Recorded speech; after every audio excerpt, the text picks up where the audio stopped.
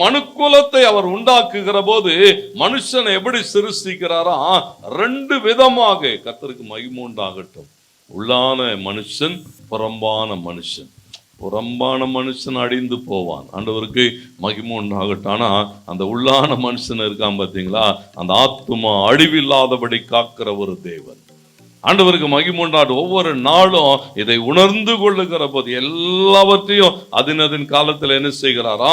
நேர்த்தியாய் செய்கிறார். இயேசுவின் நாமத்தினாலே அற்புதங்கள் நடக்கிறது. இயேசுவின் நாமத்தினாலே சத்துருவின் வல்லமைகள் அழிக்கப்படுகிறதுன்னு சொன்னா, அந்த நாமத்துக்குரிய அந்த வல்லமையையும் அந்த நாமத்துக்குரிய அந்த மகிமையை செலுத்தி நாம் என்ன செய்ய வேண்டி இருக்கிறதா? அவரை தொழுது கொள்ள வேண்டும்.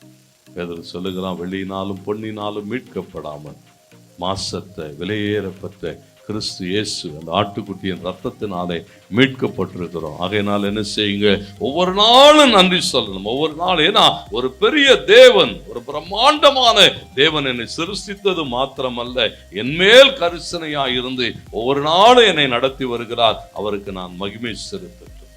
அது மாத்திரமல்ல, ஏசாமி சொல்லும் போது யோவான் 16:7 சொன்னார், நான் போய் தேற்றரவாளனை அனுப்புகிறேன். அல்லேலூயா. பாருங்க, நீங்களும் நானும் வாழ்ந்திருக்கும்படியாக பிதாவாகிய தேவன் செய்தவைகள், குமாரனாகிய கிறிஸ்து நடப்பித்தவைகள். அது மாத்திரமல்ல, எப்போதும் நம்மோடு கூட இருக்கும்படியாய் ஒரு தேற்றரவாளனாகிய பரிசுத்த ஆவியானவரை அனுப்பிவிட்டு போயிருக்கிறார். ஆலோசனையின் ஆவியானவர், கர்த்தருக்கு மகிமை உண்டாட்டும், அவர் கூட இருப்பார் எல்லா சூழல்களிலும். யோவான்ல வாசிக்கிறோம் 16ஆம் அதிகாரம் 13வது வசனம் சொல்லுகிறது, சத்திய ஆவியாகிய அவர் வருகிற போது உங்களை என்ன செய்வாரா? சகல சத்தியத்துக்குள்ளும் வழி நடத்துவார். ஆண்டவர் யார்? அவருடைய வல்லமை என்ன? அவருடைய கிருபை என்ன? அவருடைய இரக்கங்கள் என்ன? எல்லாவற்றையும் உணர்ந்து கொள்ளுகிறதுக்கு அவர் உதவி செய்கிறது மாத்திரம் அல்ல.